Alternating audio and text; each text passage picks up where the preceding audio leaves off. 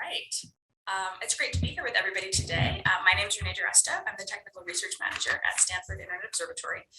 And we're going to have a panel in which we are going to talk about the evolution of social media. So rather than focusing on the platforms that we've all experienced and used for the past decade or more, we're going to talk a little bit about where things are going.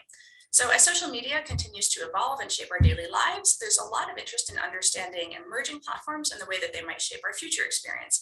And this panel specifically will explore how those new platforms are likely to evolve over the next few years, with a particular focus on the emergence of things like the decentralized web. So Mastodon and the Fediverse, Blue Sky, and we'll look at the ways in which those platforms are taking the communities that are growing and starting to use them, and then other alternatives to a more centralized but distinctly different form of social media in the form of platforms such as T2. So I want to take a minute to just invite my panelists here to introduce themselves. Mitchell, maybe we'll start with you, and then Mike, and then Sarah. Well, thanks. It's great to be here. My name is Mitchell Baker, and I am co-founder of Mozilla and currently chair of the foundation and CEO of the product arm of the organization.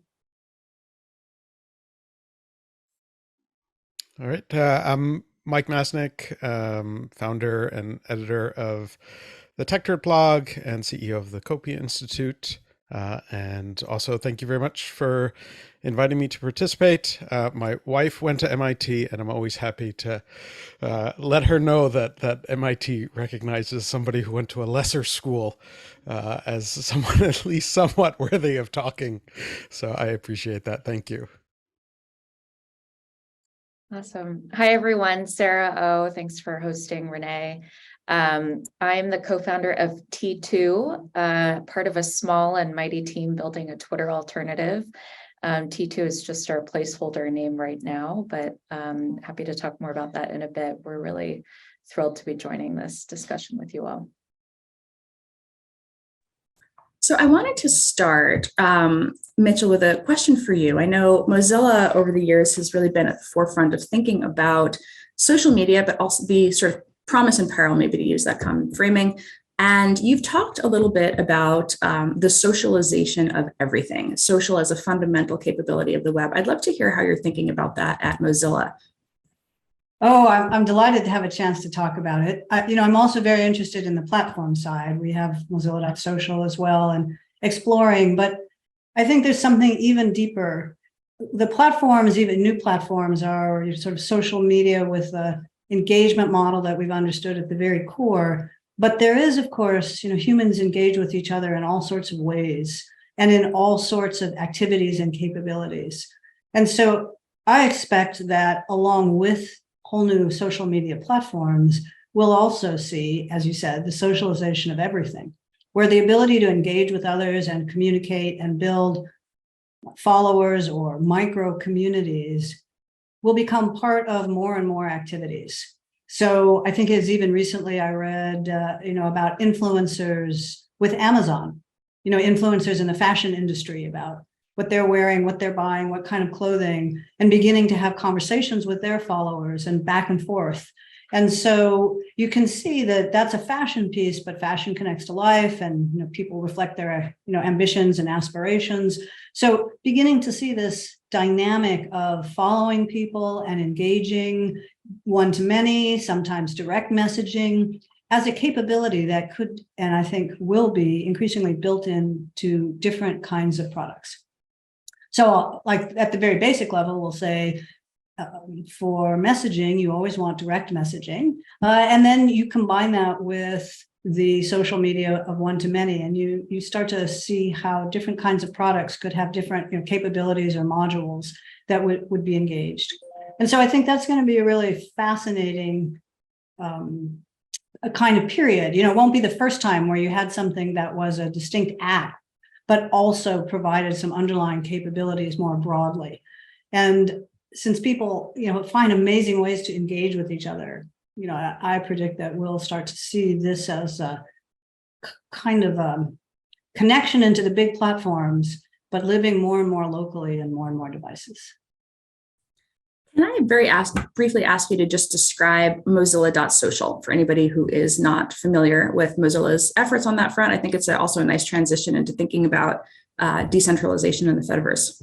Yeah, I'll be happy to. Decentralization has been a part of Mozilla's ethos from the very beginning, certainly with open source and the internet as a decentralizing force.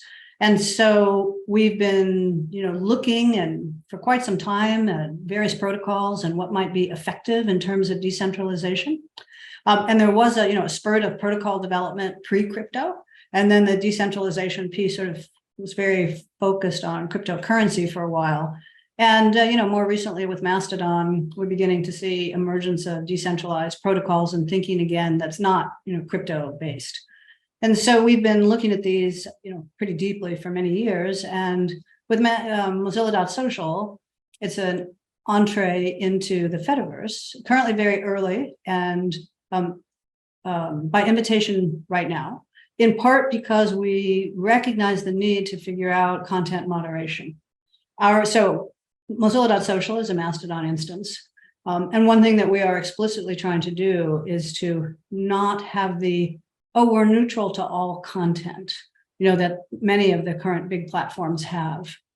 We don't want to be neutral to hate. We don't want to be neutral to racism. We don't want to be neutral to misogyny.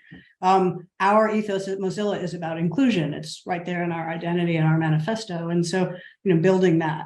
And we see in the Fediverse that there are a number of instances that do exactly this and are very clear about their content moderation policy. So we're trying to learn there, but recognize that Mozilla exists at a different scale, and that success for us is different than an instance maintained by someone, in the cloud maybe, but an individual who's using Patreon to generate the funds to pay the server fees.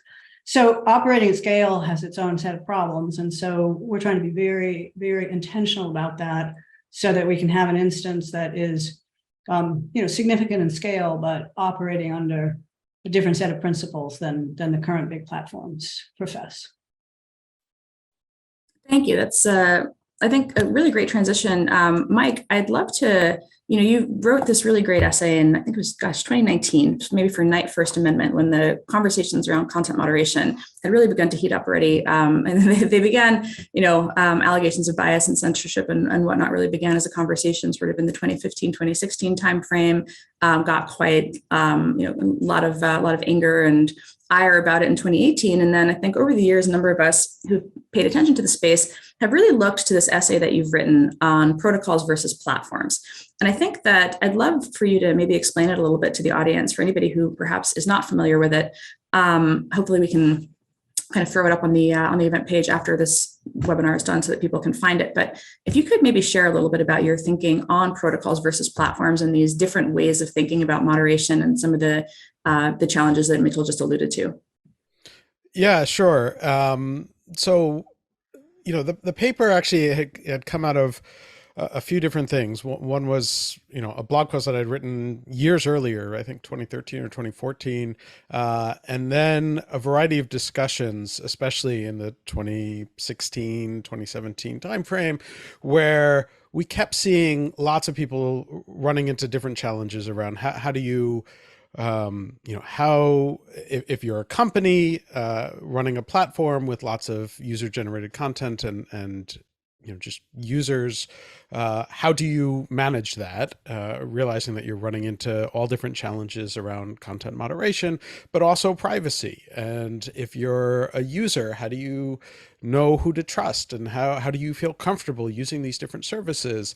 And if you're a government, how do you manage the regulatory side of these things? And there are all of these sort of big questions that were coming up. And in every case, one of the things that I think people kept struggling with was that the problems that you run into is just sort of, to some extent, bigness, that you have these sort of big giant entities, whether they are the companies themselves, and in that time frame, certainly, it looked like, and sort of the general narrative was that you had 4 major companies, and they were going to be the only 4 major companies ever, and you would have some, medium-sized companies surrounding them, but the gravity well of the 4 largest companies would never change. And then you also have have giant governments, and certainly in that time frame, the U.S. was looking at all different kinds of regulations around social media, and that's continued certainly, and in the last couple of years we've seen more and more.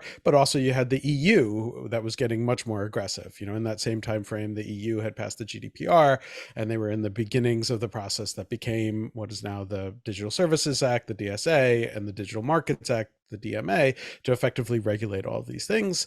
Not necessarily well, and to some extent, my fear with all of those was that they were going to just sort of lock in those 4 giant companies and sort of their power and dominance in the space. And so I was trying to think about, how could this world be different? How could things change? And part of what it led me to was thinking back to the earlier days of the internet, because I'm old and I remember the early days of the internet. And we didn't really have that. We had a lot of different people building different things, and a lot of it was really based on these sort of open protocols that anyone could build on. And the web itself is based on the internet itself, or these are based on open protocols that different people built services upon, and it allowed for a world in which you didn't have lock-in. You had different people choosing how they wanted to do things, and different options and different ways of going about things. And certainly in the early days of the web and the internet, there were some problems with that, and things that were protocol based. We started with things like Usenet as for young people watching this who are not familiar with Usenet, it was sort of like Reddit. You had different groups, but there wasn't one company that owned all of it. It was just sort of out there, and you had different server providers and different clients that you could use to access the content. And there were some problems with it, and it's why eventually, Usenet effectively faded away. It still exists to some extent. And you had, these companies that started to come in, and part of the reason that we saw these companies get so big was that to some extent they were creating really, really user-friendly versions of what had been done on a protocol prior to that. And that sort of, part of the problem with the original protocols was that, they were a little complicated, and you had to be a little bit techie to figure out how to make them work, and things could break. And there were a number of other issues. And so I started thinking through all of that and saying like, well, there were some real advantages, especially in the fact that you didn't have these sort of individuals with or individual companies with really too much power, and trying to suck up all your data and do things with it. And so I started to look at, could we go back to that world where we recognize the benefits of better UI, better services, a better setup overall, but bring back the advantages of a more decentralized world where the end user has more power rather than the central provider, and that there's more competition in the fact that anyone can sort of, build on these protocols and allow for the innovation to happen among different people, but without the lock-in of the larger providers. And so, that's kind of the thinking that led to that paper. And then, all the details are in the paper itself. Thank you. I think I would highly, highly recommend reading it for anybody in the audience. And also for those who are interested in kind of a primer, the Substack New Public has also just put out a really, really excellent kind of summary of the protocols. And just for clarity, I just want to kind of describe a difference really quickly, which is like, so the decentralized social networks are not owned or controlled by one private business or central entity. So unlike Twitter, where you have one group of people building the app and then making all of the moderation decisions, then hosting all of the data, the decentralized network is made up of different services and apps that are all using, as Mike alludes to, the same protocol. So they speak the same language. You can have interoperability. People can design different apps and experiences that sort of sit on top of that layer. But the decisions are not made quite so much from the top down. So it's more of a bottom-up model. And I think we're going to talk a little bit more about sort of the experiences and the ways and various challenges and things in a little bit. But I wanted to bring Sarah into the conversation because as we think about this question of what do people want, right? Which is, as Mike alludes to, the protocol experience was, it felt a little bit janky, right? People, I think, had been used to being on these social media platforms. Their experience of the internet was of these very curated spaces. Even if there was complaints about what that curation was, it felt very easy. You just got on there and some algorithm did some work and content was in front of you. Whereas you have to do a little bit more work in some of these other experiences, the decentralized ones. But Sarah, who was at Twitter and is now building T2, you guys are taking a different model. So you are not going with the decentralized approach, but some of the concerns that Mitchell, for example, alluded to around content moderation and ethics and community building has been very much front and center in your thinking about creating a new centralized platform today. And so I'd love to hear how you're thinking about this as somebody building a new centralized, but kind of moderation cognizant platform from the ground up. Yeah, I was just thinking about how much of both what Mitchell and Mike shared resonated with some of the discussions we've been having.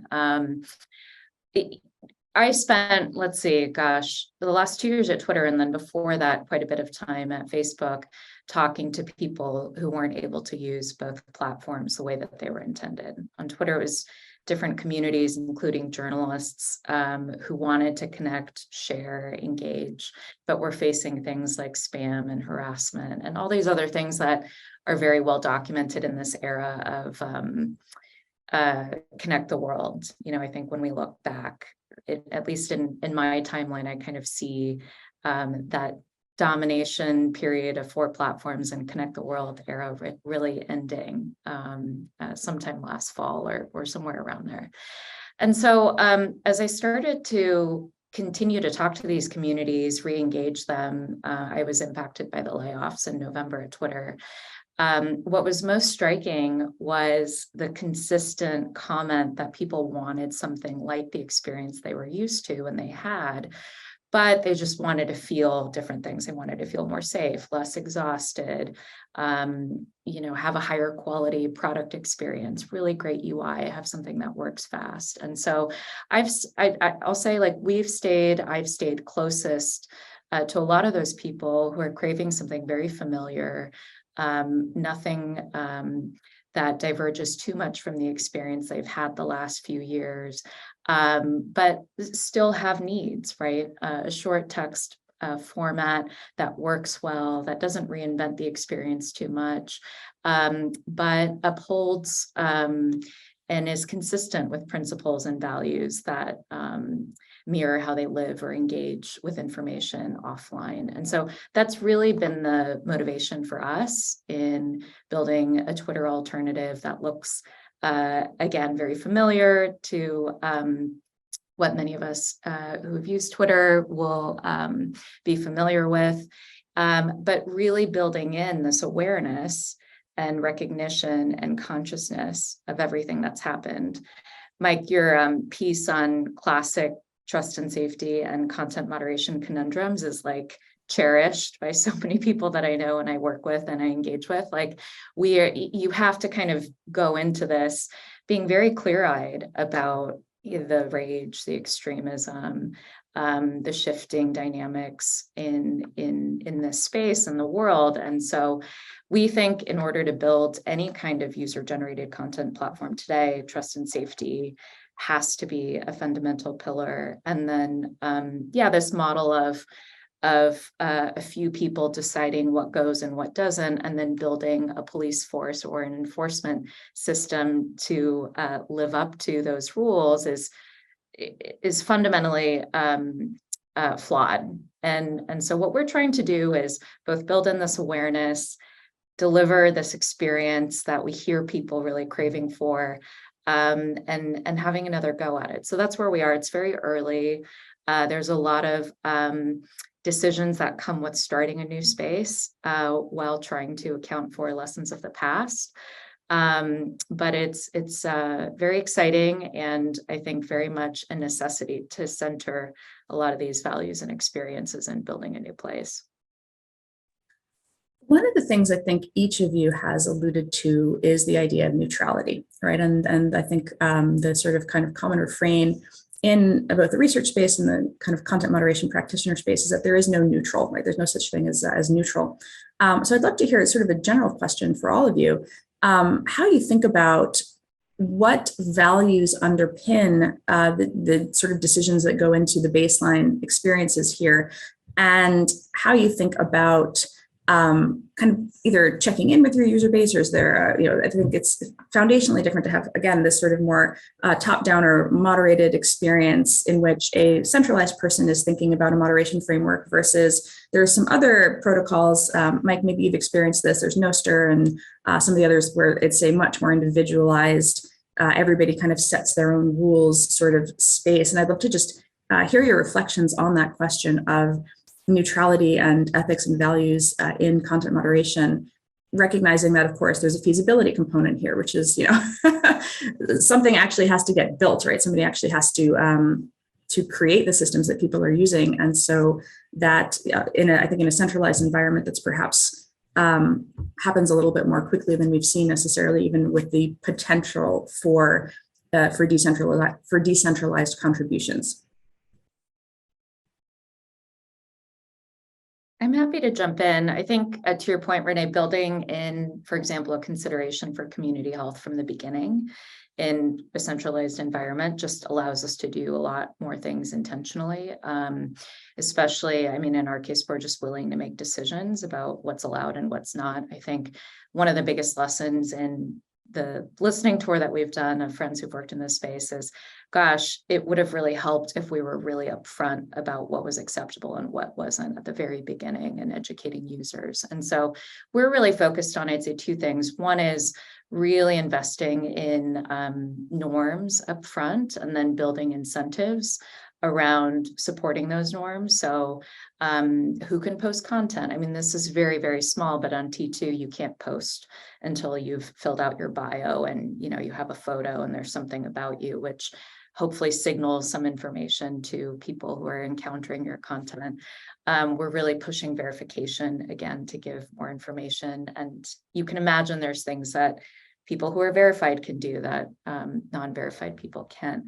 And then really thinking about the community as the product. I think a lot of people used to say moderation is the product in this space. And I think we have this deep aspiration in setting the right tone and being explicit about what we want, really endorsing and supporting community efforts, people coming forward to be stewards of a lot of those norms and rules up front. And I think there's, in both of these spaces, when I look back at the experiences that I have, I feel like we've really only scratched the surface and there's a lot of learning and experimentation to do.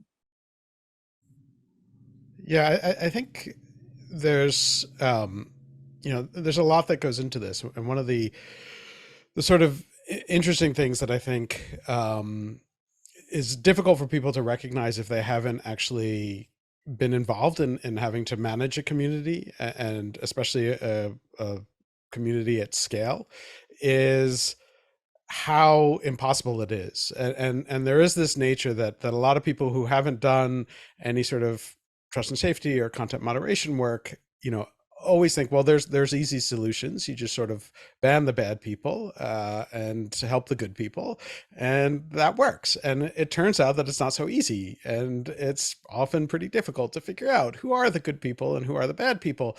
And there's this belief to some extent that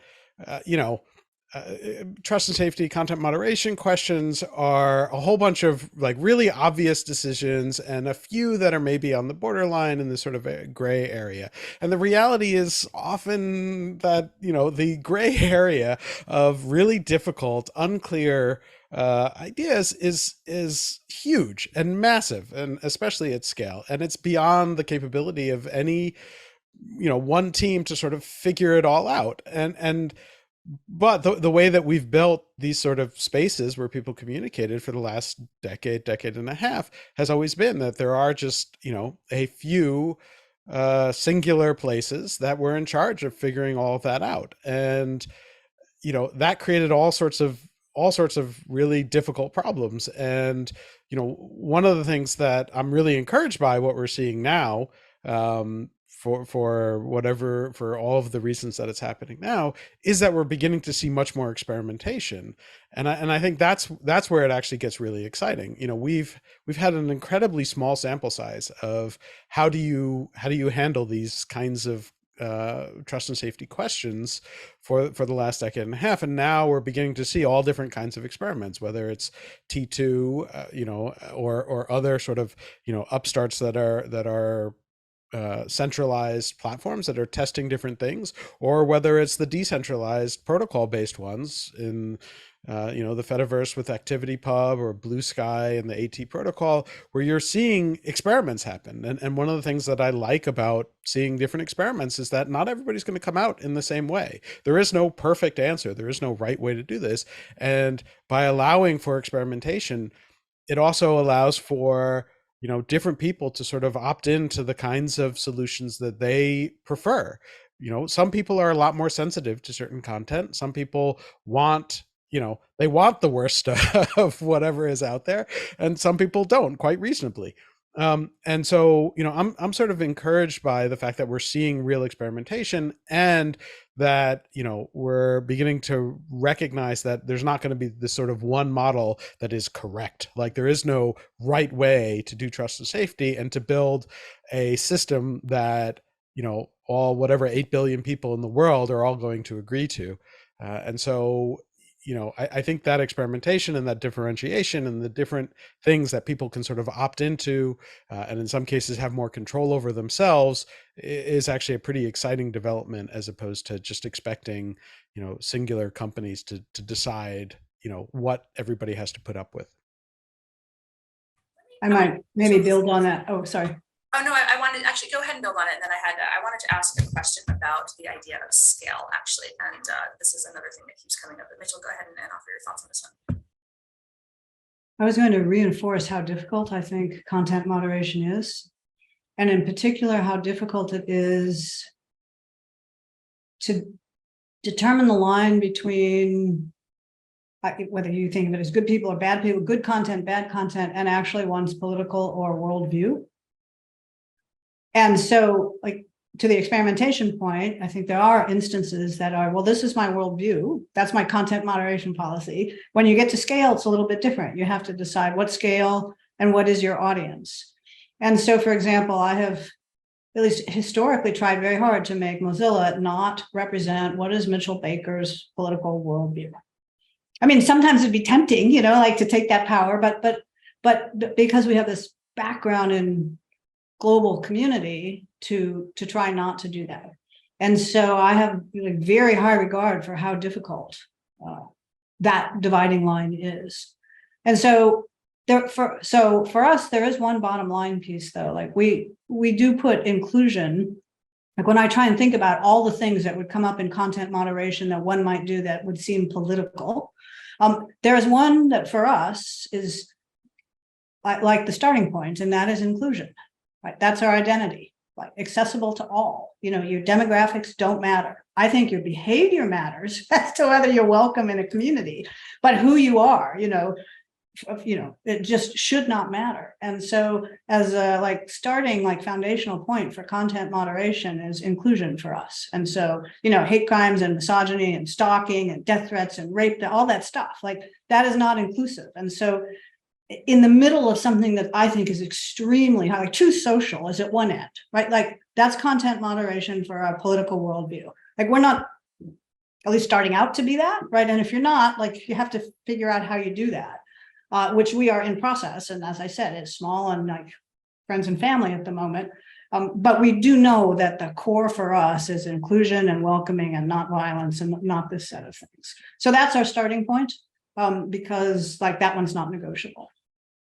Although I guess maybe to Michael's point, it seems like I'm sure that we'll find those areas that aren't so obvious. I mean, you were very eloquent and have written about how hard it is to have any clear lines.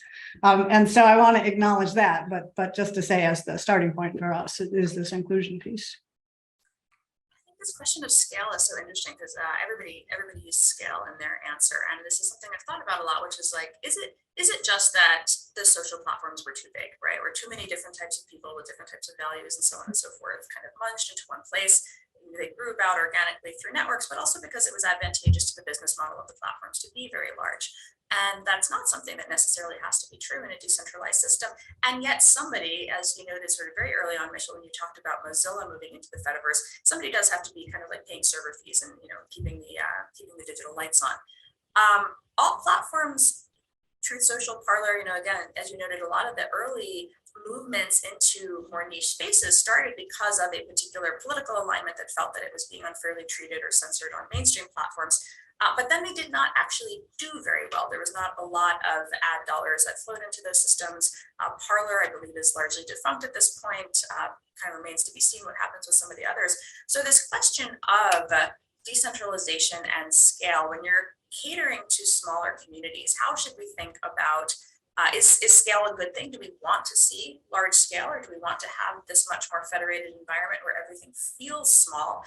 And if that's the answer, how do we think about funding of the business model and how we create those experiences and keep them going? This one is also open for anybody to jump in.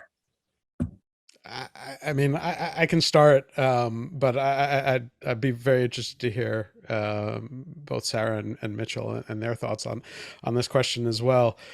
I think that there are general challenges when it comes to scale, because in this world, if the idea is that the value is in being able to communicate with anyone across the world, then you need some level of scale in order to include everyone, or some subset of everyone that is representative enough to make you feel that you're able to communicate with a large portion of the world, and the people that you're interested in, different communities and different mindsets that you're interested in communicating with. And so there's this natural nature that you need some sort of scale. The risks of a more centralized platform is, again, it just goes back to like who is setting the rules and how is that organized, become central. And then you have the real difficulties of handling that at scale. And there are lots and lots of examples of that, the most classic being, the story of, genocide being planned out and pushed for through some of these platforms in a way that often went unrecognized by the platforms, whether it's through just not following that particular community, or not understanding the language issues, or just not recognizing what was going on. You have these challenges, which I think in a more decentralized world, you have the ability to sort of spread that out. And there's lots of different approaches to how it's decentralized, whether it's, ActivityPub, where it's basically each individual server gets to set their own rules, as Mitchell described, and what, Mozilla.social is doing, and each of the other instances of Mastodon or ActivityPub or get to set their own rules. And so you have this sort of community aspect to it, where you can have the sort of small communities, but those communities can then communicate with many of the other communities. And you have this, in the ActivityPub world, especially, you have this mechanism of defederation, the possibility that one server could cut off other servers if they feel that they're, allowing in too many problematic actors. It creates an interesting incentive model. It's one that a few years ago I didn't think would be that effective, and I had sort of played down the ability of Mastodon's federated model to actually be effective. But actually seeing it in practice, especially over the last 6 months or so, it's been really interesting to see how it has actually scaled to the degree that it has scaled to date. And it has some problems, and there are stories, that people have had where, like, there are threats to defederate certain groups for things that other people feel was not really bad, and so you have these discussions. But these are different discussions than the ones that you had when it was, just Facebook or Twitter making decisions, often behind closed doors, often in a very opaque way and without the clarity. And then we're seeing a similar sort of discussion with something like Nostr, which you mentioned, Renée, which is completely open, and it's not based on different servers, but you have these different relays, which is this sort of very different setup and different clients. And you're beginning to see how the folks involved there are struggling to figure out, well, we need to do some sort of moderation, otherwise we have all sorts of problems as well. And how do you do that in an open way. And they're really interesting discussions as people are experimenting with this question of, how can you scale? How can you be decentralized, but still have access to such a large group of people? Can I just say it's refreshing to not have to be the only person who mentions genocide and mass atrocity on our social media panel. That was exactly what came to mind for me when you were talking about scale, Renee. I mean, I think as a latecomer, it seems so obvious to try to avoid a path that feels like we're building the plane on the way down, while still being able to support. In our case, when we think of scale, we're like, how do we support more communities all at the same time and continue to grow that, so that we're not capped on how much engagement there is. So one concrete example I'll offer of like what that's looked like for us as a new company is we're in private beta. We do have a massive wait list of tens and thousands of people that continues to grow. And it is painful not to let everyone in, but we've really felt like we won't be able to grow the business in a way, the community in a way that feels sustainable and hospitable without having things like good reporting in place, the back end moderation systems where we're doing some level of proactive detection that allows us to feel like we can do the moderation that we feel like is necessary. And then, some of this is now baked in. You can't be in the App Store if you don't have reporting. There's a ton of regulations that everyone needs to be aware of, even if you're a small startup like us, because we know at some point it will matter and we're seeing other companies get fined. But I still feel like there's this shift and swivel that's happening, and we're really at the beginning of it, where the like connect 20 million people in a country where you don't support the language model, we know doesn't work, but there still isn't a playbook that those of us that are new in this space can grab onto, because there is this pressure to build a business in a certain way and reach certain metrics and numbers and, raise the funding that is necessary to continue to grow your platform. So I'm really excited for these discussions to continue, for more people to think outside the box. And I do think the business models and funding part of it are pretty critical. This is an interesting, your comment about outside the US is actually very interesting, because I think we haven't really touched on that yet. And one of the reasons why the decentralization conversation is so prominent in the US is because of our current kind of political polarization and the fact that it's that content moderation has become a very, very politicized topic here in ways that is not necessarily true, or it takes very different forms elsewhere in the world, whereas, as people have referenced repeatedly, things like genocide or the government using platforms to silence other voices. And so there doesn't seem to be quite so much of a push for decentralization at a global level yet. And so we do still have those real centers of gravity, particularly outside of the US, on highly centralized platforms. There's a comment that came in from the audience, which, by the way, anybody watching, definitely send in your questions. I'm more than happy to take them and work them in here. One of the audience members notes decentralization works very well for extremely online people. As a habitual early adopter, I like it. But for my day job, which is connecting people to new knowledge, research, and discoveries, decentralization is inefficient, and it's very challenging to feel that you are, the ways that people used to use the platforms as tools to kind of put out a message for activism, for networking, for community, is a little bit, there's some real, I think, challenges to the decentralized model there.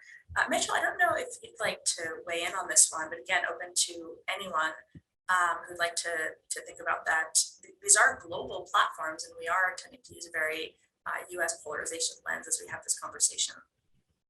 Well, let's see. There's a lot in there. I think on the global side, I would separate out whether platforms or centralized platforms are still prevalent and whether people are questioning them from their actual impact. right, because even if something is still the only game in town, the ills that we've talked about may still be happening. So there were a couple in there. You had the US one in there, and then how I think from your audience, probably even in the US, it's not working. So maybe I'll just start and try and weave a thread through those with the decentralization thread, which is it's like a technical approach. It's a philosophical approach currently manifest in a technological solution. And that philosophical approach is, less centralization, lots of experimentation, decision-making at the edges, very early web, internet-y piece. It represents all of that. But decentralization for the average person, like it's not a product, it's not an experience, it's not solving particularly a problem. Like if you're in a country and all the centralized platforms are turned off, then suddenly some other quote decentralized thing might be interesting, but that's because what can it bring you that otherwise doesn't happen? So again, at Mozilla, we've been focused on decentralization for a long time because part of our ethos is like, how does an individual maintain control, influence, sovereignty in the face of these large and growing, immensely powerful institutions, governments and companies? And we don't have a clear answer yet. We believe decentralization is a part of that answer, but for the consumer and a product today, it's not manifest in that. And so I think the further away you get from that connection between decentralization, individual, I'll say sovereignty for a moment, and the closer you get to like, what is the product in front of me now? You'll see that variance across audiences. And I think globally that variance exists within geographic realities too. Like I am not saying, by the way, that this is only in the US and not elsewhere. I'm saying it's distributed, but in every society, you have to be really close to this connection between technological architecture and some philosophical understanding of power dynamics. And that's what the open source, early community was. Today it's, go to GitHub and grab what you need. But in its early day, it was a very philosophical piece about what is the nature of power and who has it and how does it move with technology. And so I think I'm not surprised that your audience and then a range of other people are finding, well, there's no product that's actually working for me quite yet and that does the thing that I need. And so I think that is really the challenge between technological architecture with some philosophical overlay and what's the product piece. And, the product pieces are really hard. And so one of the things at Mozilla.social, we are going to try and bridge that gap. And I think that will be controversial. And a number of the things that Mozilla did in this technology versus product piece have been controversial. And we've always been like the Linux community always disliked Mozilla because, we build a product on Windows. I'm not kidding. I mean, really like knock down, drag out fight. So, over this for years. But this building a product piece means, you're responding to the market as well as to the philosophical implications of what you think the nature of, human dignity ought to be. And the market's pretty damn tough. And so we expect, for example, to be able to, to want to make product pieces. Like a lot of Mastodon as a project is very, very, very wary of algorithms. And understandably so. I expect that, we're going to be friendlier towards algorithms. I mean, Mozilla.social, like done differently. For sure. So maybe that will be controversial, but what does your feed look like? And is it just chronology? And if someone sends out 100 things, is that what you get? Is that what you want? Like there is some use of the knowledge and power we have in building the product. And so that piece between product and the philosophy that got you into the space is really hard. And you have to be able to be willing to really take the arrows from all sides. Because you won't be pure from the we'll say product, technological, philosophical side, because you have to win enough in the market or you just don't matter. And you're not going to be exactly like the conventional thing in the market per se. You're going to do something different. Otherwise, why bother? And so we are going to try and bridge that gap. And I think, you know, if you're successful, it's really exciting, but it's hard. And I expect so. And then you have the question of how do you pay for it?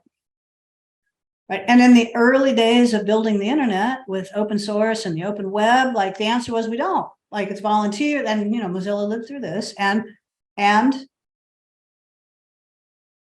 when the forces of commerce and business and monetization arrive, we can see what happened.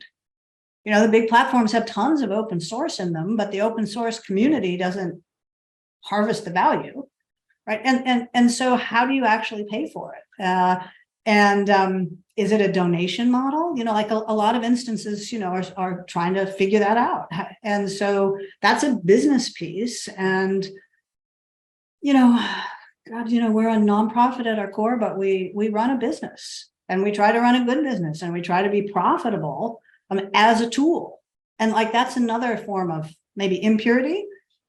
You know, we're not a pure donation only nonprofit, although your donors often have a lot of power, but we do try to run a business as a tool for something, you know, for a mission, not as an end to itself, but as a tool. And so that's not quite pure till philosophy either, but we're trying to figure out how to do the things that we want at scale, you know, over time in a sustainable way and build a structure that can do that.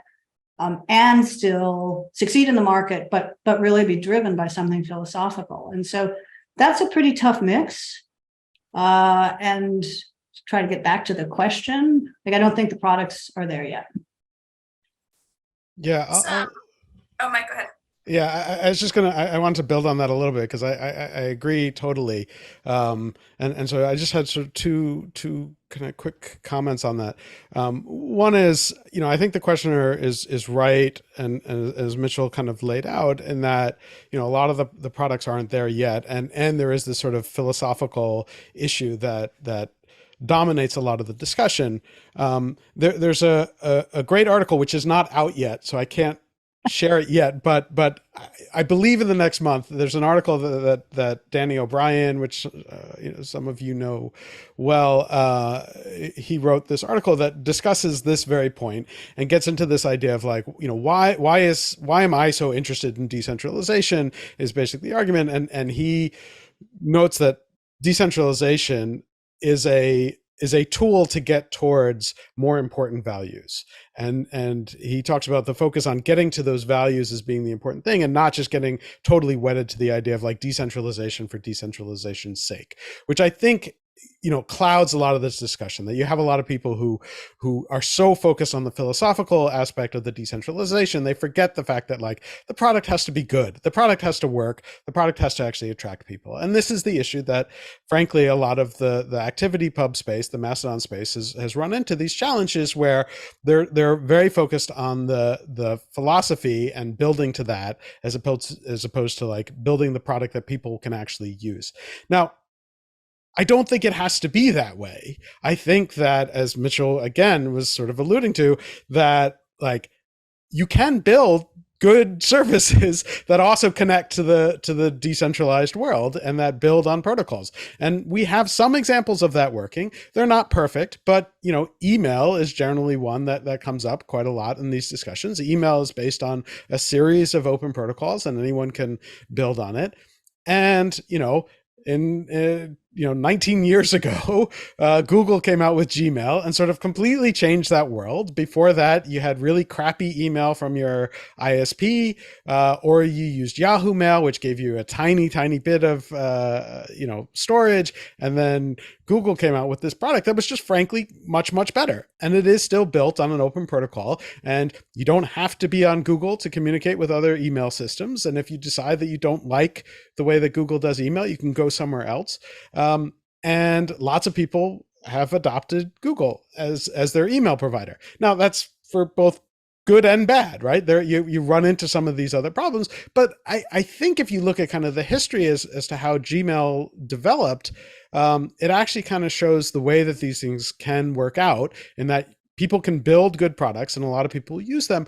But the fact that it is an open protocol, the fact that you are not stuck to Google, and if you dislike or distrust or get worried about how Google is running things, you can go elsewhere, has actually worked amazingly well at keeping Google in check for email specifically. Like this one area, there are other areas where Google might be out of control, but Google has actually been pretty good in not being evil on the email side, I think, because they know that they'll lose users. But so this idea that like decentralized services can't be good or have to be, difficult for people to use, I don't think has to be true. And I know that as we're seeing more larger organizations like Mozilla, like Medium, now there's this story that Instagram is going to build on ActivityPub as well. We're going to see better user interfaces, better onboarding setups that allow for more people to use these things comfortably, even if they're not early adopters. And I know that like on the Blue Sky side, like that's been really, really important to them. They want to build a system that if you don't care about decentralization, you don't have to worry about it. You don't have to think through these things. There shouldn't be this kind of mental load that says like, you have to understand, what are different servers and what are different instances. No, they want to make the sign up process and the onboarding as easy as possible. And even Mastodon is now kind of responding to that challenge and seeing how Blue Sky has been, even though it's still small, it's been successful in sort of gaining share of mind. And therefore Mastodon is actually trying to make the onboarding process easier and trying to solve some of the problems that were kind of the early adopter only sorts of things. And so these things develop, and hopefully that means we'll get to a space where, if you want the easy solution that just works, maybe it's mozilla.social and you can just go there and you don't have to worry about the fact that it's decentralized. You just trust Mozilla. And so I think we're going to see more and more of that kind of thing, rather than like, well, you have to understand all the intricacies of why this is decentralized to make it work. We have all these questions coming in now with like 5 minutes left. So let's try to get to a couple of them. So maybe shorter answers for some of these. One person wants to know, I'm curious about how the perception of trust and credibility evolves as platforms decentralize, because on Twitter, things like the number of followers was an indicator of sorts of trust, or at least of interesting content. How does that change as communities disperse? That we think about that sort of credibility signal of the way that curation worked on older platforms and what that might look like decentralized. I want to take that one. The short answer is I'm not sure that we know. I mean, I think we'll see sort of as it goes. All of these are kind of developing as they go, and people are doing different experiments. I don't think we have a good answer for that, and I'm kind of curious to see how it shakes out. Got a question here about Web3. Sorry. Do you want to? Oh, I was just going to say really quickly, I am so blown away by the number of T2 users right now who are on like 2+ alternatives, and they're doing all kinds of tests, right? They're like posting on every platform every day and then like making observations. And so if anyone's curious about those sort of experiences and observations, there's a number of folks posting about that on T2. One of those people, like 6 apps at this point. We do have a Web3 question here. Not something we hear as much about these days. The kind of public conversation shifted a bit towards AI, but we do have some kind of blockchain based, as you noted, like relays and other ways in which people are looking at distribution. And so the question here is, IDE sees decentralized models as the basis for Web3 and distributed economies. How do emerging social platforms fit in with Web3's future? I can take a stab at that. I mean, again, part of the answer is who knows, right? You're in this world where everybody's experimenting with different things. And a lot of it is sort of norms based on these questions. And obviously there were a lot of these sort of Web3 blockchain based attempts at building decentralized social networks, and they haven't really caught on that much, to be honest. And there are more attempts coming. And, ever since I wrote the Protocols Not Platforms paper, probably not a week went by without somebody saying, hey, we built what you said in the paper. And it was just some ridiculous junk that nobody was using, and always with the label of Web3 associated with it, which was a little bit disappointing and a little bit disheartening. But the fact is, like, you have to build a really good user service. The Mastodon ActivityPub world seems just culturally completely antagonistic to anything Web3, cryptocurrency, blockchain related. And it's just sort of an attitude that they've taken, and it works for that community. I think the other sort of decentralized ones, such as Blue Sky and Nostr, neither of which are built. There are some assumptions that are wrong, that they're both one or both of them are built on blockchain technologies. That's not true in either case, but I think both are sort of more open to the idea that there could be ways in which blockchain might be useful in some sort of tangential ways, not as the sort of central piece. Nobody's talking about, these aren't services that are built on the blockchain, but are perhaps there are abilities to plug in some blockchain things for different purposes, whether it is the monetary side of it and supporting these services, or whether it is, verification of certain content or verification of IDs. These are all things that could be built in at a later date, but are not central to either of those. The Warpcast is exploring a more blockchain model as far as other new entrants that are in the space. I think we have time maybe for one more question, and this is the question about, as we know, there is harmful content on platforms that does have downstream impact. We've mentioned genocide. We've mentioned a variety of different ways in which content can, in fact, be significantly impactful over a longer term time horizon than just sort of the nature of the immediate post. And so the last question here asks, how should we think about that dynamic, particularly as places like Europe and the DSA are thinking about regulation and the dynamics around both understanding and potentially regulating content in certain jurisdictions? What do we think about the ways in which that momentum towards regulation and thinking about harms on centralized platforms is going to adapt to, react to, or engage with a more decentralized future?